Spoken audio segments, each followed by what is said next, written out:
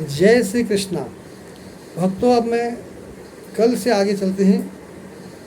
महाभारत के युद्ध कुरुक्षेत्र में प्रवेश करते हैं। एक तरफ कौरव की सेना है, बड़े बड़े योद्धा हैं उसमें, रथी, महारथी, घुड़सवार, हाथी में बैठे हैं, कुछ पैदल यात्री हैं, तलवारधारी है, धनुष बाण लिए हैं। हाहाकार हो रही है, शंखनाद हो रहा है, कब युद्ध हो, कब हम मार काट चलें। और एक तरफ पांडवों की सेना है। अर्जुन कहते कृष्ण को, हे कृष्ण, प्रथम मेरे रथ को बीच में ले चल, युद्ध के मध्य में ले चल, मैं देखूं तो सही मुझे युद्ध किससे करना है। आप कह अपने हैं, मेरे कौन अपने में से युद्ध के लिए आ सकते हैं। कृष्ण कहते हे अर्जुन, तो ये देख के मत घबराओ कि कौरव की सेना महाभारी है, वहाँ सब गीदड़ और श्यार हैं। उस सेना में आपको लगते रहे योद्धा हैं, और जो योद्धा हैं भी वो आपसे युद्ध करने के पक्ष में नहीं हैं। किसी बातों से, किसी की मजबूरी से वो वहाँ खड़े हैं, और दिल से तुम्हारे साथ हैं। उनका आशीष तुम्हारे पास है, युद्ध के लिए नहीं है। यदि आप नहीं मानते हो तो चलिए। भगवान कृष्ण अर्जुन के रथ को समपक्ष बीच में ले जाते हैं, और देखते हैं अर्जुन सर्वप्रथम पंक्ति में भीष्म पितामह खड़े हैं। भीष्म पितामह वो जो हस्तिनापुर की मेन नींव है, पिलर है। सब जिसने हस्तिनापुर के लिए सब कुछ दिया और वहाँ से कुछ लिया नहीं हस्तिनापुर के लिए। वो इस प्रण से हैं कि हस्तिनापुर की रक्षा, उन्होंने जो शांतनु को वचन दिया था कि मैं हस्तिनापुर की जब तक जिंदा रहूँगा रक्षा करूँगा, एक अपने वचन के लिए वो दुर्योधन के साथ खड़े हैं। नहीं तो वो युद्ध नहीं करते, हस्तिनापुर के लिए खड़े हैं। लेकिन उनका आशीष अर्जुन के पास। अर्जुन देखता है, तातश्री, मुझे युद्ध करना पड़ेगा आपके साथ। जिस सीने से आपने मुझे लगाया है वो सीना मुझे विदीर्ण करना पड़ेगा। आपने अपने पीठ में मुझे रख के घुमाया है, सीने से लगाया है, उन हाथों से मुझे आपने खाना खिलाया है, इतना स्नेह किया है, मेरे दिया है आपने मेरे को। मुझे आपसे युद्ध करना पड़ेगा, वो भी एक हस्तिनापुर के लिए, छोटे से राज्य के लिए। और आपको मार के फिर मैंने उस राज्य का करना क्या है। अर्जुन का मन व्याकुल हो जाता है, शरीर से पसीना छूटता है, आवाज़ भारी भारी हो जाती है, आंखों से अश्रुपात होता है, गांडी नीचे रखता है। कहते नहीं, मेरे से नहीं होगा, मैं तातश्री को नहीं मार सकता। तातश्री को मार के वो राज्य मिलेगा तो मैं उस राज्य का करूँगा क्या। मुझे राज्य नहीं चाहिए, तातश्री को नहीं मार सकता मैं। जिनने मेरे जीवन में इतना स्नेह दिया, प्रेम किया, लेकिन उनके साथ मुझे युद्ध करना पड़ेगा। और किसके लिए? राज्य के लिए। नहीं है मधुसूदन, मैं राज्य नहीं चाहिए, मैं युद्ध नहीं करूँगा, और मैं तातश्री को नहीं मारूंगा, मुझे नहीं चाहिए युद्ध, कैंसिल कर दो। फिर नज़र पड़ती है उनके द्रोणाचार्य के ऊपर, अर्जुन की। मेरे गुरु जिनने मुझे अस्त्र शस्त्र सिखाए, इतना लगन, इतना स्नेह से मुझे उन्होंने सिखाया।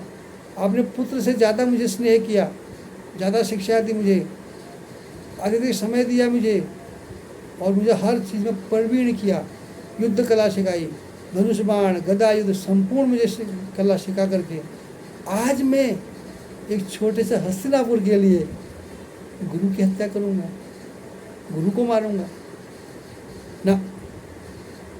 ऐसा मैं नहीं कर सकता, मैं अपने गुरु को नहीं मार सकता। फिर नजर पड़ती कृपाचार्य को।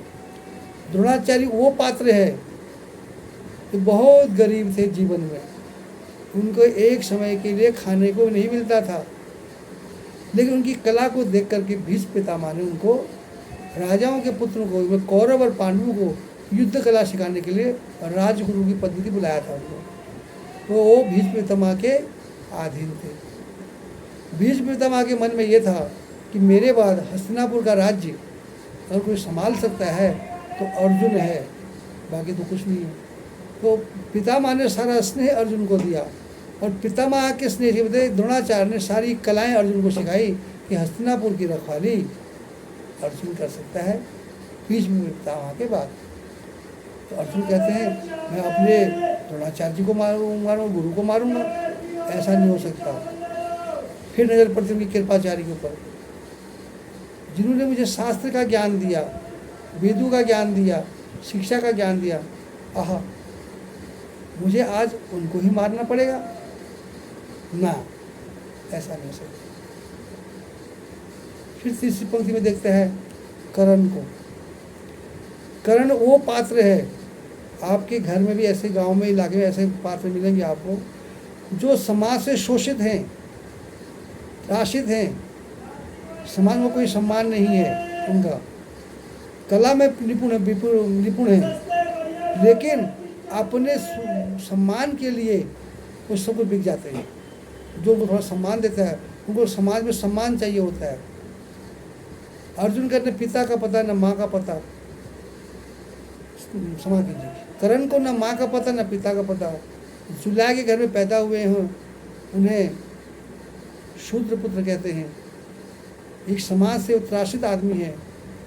गुरु के बाद शिक्षा करने, धारण करने जाते हैं तो परशुराम जी ने श्रापित कर दिया कि तेरे अस्त्र जहाँ जरूरत हो वहाँ काम करेंगे नहीं, श्रापित कर दिया। तो पूरा दिमाग से मेंटली अपसेट हो। अब युद्ध कला किसको दिखाए? अर्जुन के साथ युद्ध कला, रंगभूमि में जो युद्ध कला दिखाने गए तो उन्हें बोलते हम शूद्र पुत्र से युद्ध नहीं करते, वहाँ कर्ण को अपमानित कर दिया। अब कर्ण सम्मान के लिए लड़ रहा है, तो दुर्योधन ने उसकी कमजोरी पकड़ी। कमजोरी पकड़ने के बाद उसको लेकर के उसको अंग देश का राज बना दिया, उसको सम्मान दे दिया। कर्ण को क्या था? सम्मान का भूखा था ही। वो जो थोड़े से सम्मान के लिए कर्ण ने अपना सब कुछ दुर्योधन पे न्यौछावर कर दिया कि आज के बाद मैं तेरे पर समर्पित हूँ, हे मित्र तू जैसा करेगा तेरे लिए जीवित। हालांकि दुर्योधन ने कभी भी कर्ण पर भरोसा नहीं किया, जब मतलब पड़ा तो उसको इस्तेमाल किया, मित्र नहीं समझा। पर कर्ण ने उसको ऋणी मान करके उसका वो आधीन हो गया। ऐसे कर्ण आपके इलाके में भी ऐसे मिलेंगे जिनको समाज से शोषित है, तो थोड़ा उनको सम्मान दे दोगे तो आपको इतनी चाटुकारी करेंगे, इतना आपके पीछे पड़ जाएंगे कि सब कुछ आपको निछावर कर देंगे। अपने कर्तव्य, अपने पद में ऊपर बढ़ने की बजाय सम्मान के लिए वो सब कुछ निछावर कर देंगे। ऐसे कर्ण का पात्र है, कर्ण पात्र। जबकि कर्ण ने उनको पहले कहा था कि युद्ध क्षेत्र जब आपने युद्ध, महाभारत का युद्ध करना है तो भीष्म पितामह की जगह सेनानायक मुझे बनाइए, क्योंकि भीष्म पितामह को अमर तत्व है, वो ऐसे मर नहीं सकते और अर्जुन उनको मार नहीं सकता। तो युद्ध बहुत लंबा चलेगा, इसमें हमारे अस्त्र शस्त्र काफ़ी नुकसान हो जाएंगे। युद्ध अगर जल्दी ख़त्म करना है तो मुझे सेनानायक बनाइए, मैं युद्ध को फटाफट ख़त्म कर दूँगा। और युद्ध जब लंबा चलेगा तो उनको हमारी कमजोरियाँ पता लग जाएगी, वो हमारी कमजोरी पकड़ के हमको फिर मारना शुरू कर देंगे। इसलिए हे मित्र, युद्ध को जल्दी ख़त्म करने के लिए आप मुझे सेनापति बनाइए और हम युद्ध को जल्दी ख़त्म कर देंगे। पर दुर्योधन ने उनकी बात नहीं मानी। मतलब भीष्म पितामह हैं, मेरे पापा के अधीन है, रौब है, डर है उनको, वो हर हाल में युद्ध को रोकेंगे, अर्जुन का वध करेंगे। हालांकि उसको भी पता था दुर्योधन को कि भीष्म पितामह अर्जुन का वध नहीं करेंगे, लेकिन पाप का रौब था, करेंगे। और कर्ण को देख करके फिर अर्जुन कहते हैं फिर जैसा भी है कर्ण की मजबूरी है, वो गलत संगत में फंस गया है, लेकिन है तो हमारा भाई है ना, उसको मैं नहीं मारूंगा। दुर्योधन है, कुसंगति में फंस गया है, उसके दिमाग में गंदगी फैल गई है, लालच लोभ फैल गया है, पर मैं अपने दाऊद जी के पुत्र को कैसे मार सकता हूँ? वो गांधारी जो अंधी होकर उसने ना हमें इतना स्नेह किया, अपना प्यार दिया, हम उसकी आंखों में आंसू कैसे दे सकते हैं? सब मेरे तो भाई हैं, ये सब गुरु हैं, तातश्री हैं, कौरव अपने भाई हैं, इनको मार के मैं राज्य के लिए क्या करूँगा? और उस राज्य का भी क्या करूँगा जब मेरे अपने नहीं होंगे कोई? औरतें बेवा हो जाएंगी, बच्चे अनाथ हो जाएंगे, उन अनाथों बेवाओं में मैं शासन करके क्या करूँगा? अर्जुन का शरीर फूलता है, सांसें चढ़ती हैं, पूरा शरीर पसीने से लथपथ हो जाता है और मन विदीर्ण हो जाता, गला भर आता है, गांडीर फेंक करके नीचे सिंहासन के नीचे बैठ जाता है और सोच पड़ता है कि हे अर्जुन, मैं अपनों को मार के राज्य क्या करूँगा, मुझे नहीं चाहिए, भीख मांग के खा लूँगा और अपनों को वार नहीं करूँगा। हे कृष्ण, हे मधुसूदन, रथ को शिविर की ओर ले चलो, मैं या महाभारत का युद्ध नहीं करूँगा। ऐसी आकांक्षा में, ऐसे मोह में अर्जुन फंस गए और युद्ध करने के लिए मना करने लगे। गांडी उठा दिया, सब नीचे गिर गए और कृष्ण भी हैरान है कि जिसके लिए युद्ध के लिए हम आए थे वो पात्री हमारा मोह माया में फंस गया। अब यहाँ से गुरु की का काम होता है अपने शिष्य को संभालना। गुरु का मतलब जो गंदगी, गुरु और आत्मा, जो आत्मा से गंदगी को निकाल दे, जो मैल निकाल दे, स्वच्छ कर दे, वही गुरु है। द्रोणाचार्य ने उनको गुरु थे, उन्होंने सिर्फ उनको शस्त्र ज्ञान सिखाया अर्जुन को, और कृपाचार्य ने वेदों का ज्ञान सिखाया, उनका आंतरिक ज्ञान, उनके आंतरिक ज्ञान नहीं सिखाया, उनके अंदर से ज्ञान नहीं सिखाया, आत्मा का ज्ञान नहीं सिखाया। तो कहीं ना कहीं कमी रहने की वजह से अर्जुन युद्ध के मैदान में छोड़ के भागने लग गया। जिस जोश से युद्ध करने आया था कि मैं शत्रु का संहार करूंगा, लेकिन युद्ध से उसको मोहवश भागना पड़ रहा है। अरे हे कृष्ण, मैं युद्ध नहीं करूंगा, ये गांडीव रहा तुम्हारा, और युद्ध मेरे रथ को शिविर की ओर ले चलो, मैं युद्ध नहीं करता। आज इतना ही, शेष कल से हम गीता की पर चर्चा करेंगे। ये मैंने रखी आपके पास भूमिका, और कल से भगवान कृष्ण का गीता का उपदेश चालू करेंगे। तब तक के लिए इतना ही। इसको लाइक कीजिए, सब्सक्राइब कीजिए, शेयर कीजिए, लोगों तक जन जन तक ज्ञान सिखाइए। अगर आपको कुछ पूछना हो तो मुझे कमेंट करके पूछिए कि मुझे ये हमें इससे ज्ञान दीजिए।